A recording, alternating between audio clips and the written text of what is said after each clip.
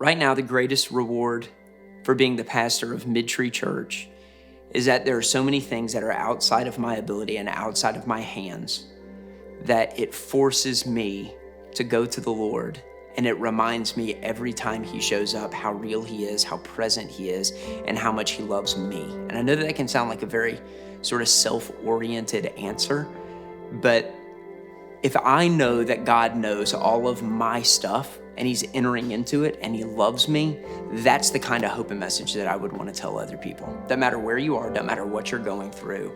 God knows, he cares, he enters in. I mean, that's the message of the gospel. That's the message of Jesus.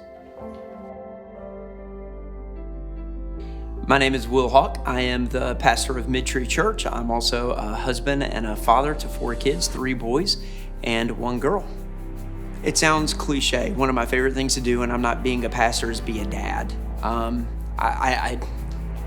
don't think it's because I read my Bible more or I love Jesus, but I just love my kids. I love, and ever since I was a teenager, I like working in kids ministry and working at summer camps, and I just love hanging out with kids. I think deep down inside of me, I will always be a kid that never really wants to grow up. And so one of my favorite things to do is goof around with the kids. Today, Monday, is sort of like a traditional pastor day off.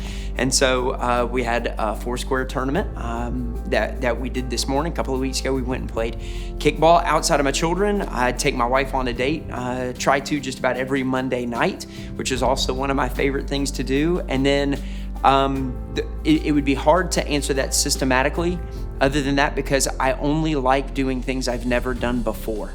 And so my system is to do something, but what I do, it's always changing up. I kind of grew up in the church, loved it, fell in love with it. I'll tell you when I really fell in love with it. I was 12 years old, and a buddy of mine invited me to be a part of a summer camp. And so I show up, it's an orientation, and the dude doesn't show up. And so I'm kind of like, well, my mom has already left me. We didn't have cell phones back then, so I was just stuck. And so I see it as providence that God put me in that situation and, in a sense, guided my steps there. I ended up going and becoming a counselor of a ministry that taught the gospel to underprivileged kids. And I did that every summer for all of my teenage life and realized I love the Bible. I love teaching the Bible. I love seeing people fall in love with the Bible.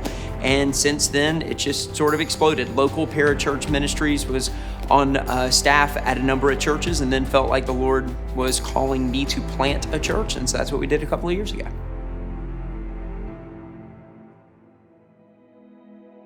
Midtree Church is a church based around the precepts of the gospel, that God cared enough about man to send himself to make a way so that broken and sinful man could be reunited with a perfect and a holy God.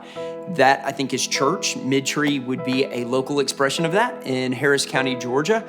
We're a little bit different maybe than a traditional Southern Baptist church, in the sense that our theology is very orthodox, sort of old school theology with a new school methodology. We are hopefully going to be meeting in an outdoor space. We believe a lot in community. We believe heavily in not just the traditionalism of religion, but knowing people, being known by people, and God meeting us there where we are and changing us more into the image of his Son.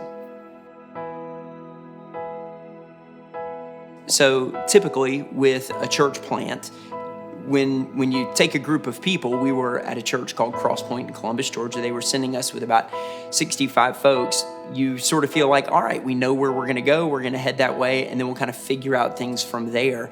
Well, we leave Cross Point, and 2 weeks before our first Sunday, we're supposed to be at a school, and the school calls us, and they say, no deal. We've had, regulations and things on the school board change, so you're not going to be able to meet there anymore. And we start trying to figure out, well, what are we going to do if we can't meet there? What's going to happen? And an elderly couple in Ellerslie, Georgia, heard about it. They'd been praying for decades that a church would meet at their farm and restaurant, and our home became a farm. There were chickens that walked around. There was a donkey off to the side that loved to talk while I was preaching or praying, and it was really bizarre, and it's not what you would usually want or raise your hand for in a church plant, but it was perfect. It was a non-traditional venue where we could talk about the goodness of God in the creation that he had made. And so we loved it. We really fell in love with it. The county, after a while, the church was growing a little bit, and they didn't like us meeting outdoors in that kind of a way, in a regular sense. Our church gets sent all the way out to Pine Mountain at Impact 360, which is Chick-fil-A's gap year program. We're there for a little bit of time, and we think, okay, we found our spot, we're gonna chill out. And then next thing we know, COVID hits. So we lose that. We start recording in my home. And then we move from there to Christ Community Church in Columbus, Georgia. While we're doing that, we're also trying to purchase and develop this property. In fact, I was just on the phone earlier today talking to a pastor of another church in the event that we have to move again. And so I would say it's been a very atypical adventure, but exactly what I think the Lord had in mind for us as we were forced to become a people who trusted in him when our situation didn't necessarily look perfect. It's caused us to have a group of people who are gritty and a group of people who are faithful, and that's what you want to base a church on. So it's been perfect. I think you can go a lot of places and find religion. I think you can go a lot of places and sort of find a philosophy or a worldview of how to see the world. But one of the things that I think makes the Bible so compelling, and specifically Jesus so compelling, is that he was a real person who really loved real people. And so my hope is that if somebody visited, they would feel like they were able to be themselves, that they didn't need to hide who they actually were, because the Bible already knows and God already knows. But they could enter into this pack of people who are unashamedly pursuing God, unashamedly pursuing knowing who he is. And that allows them to be honest about who they are, the struggles that they're in, what's going on, to develop this community of honesty, intimacy, and growth. That's what I would hope. I think people can do similar things for very different reasons. I'm a pastor because I feel like I'm called to be a pastor. And the word pastor in the Bible is synonymous with shepherd, which means your expectation is you are going to be leading people. And all throughout the Bible, what we see is that God calls leaders to lead people through very difficult things, recognizing that it is for their good. And so with every little thing that just didn't seem to work or make sense, as long as I was able to realize that God is going to use difficulty significantly more than he's going to use comfort, it makes it very easy to lead when you get that. Now, the kicker of it is, I don't always operate that way. Like a lot of times, the school calls and you're not going to be able to meet there. Yeah, there's a day where you're like, God, what is happening? And where you're frustrated or you're worried and you're trying to figure out how you're going to communicate to people. When you find out that COVID hits and everybody else at least has a building and they're just figuring out what they're going to do in a building. You don't even have a building. What am I supposed to do?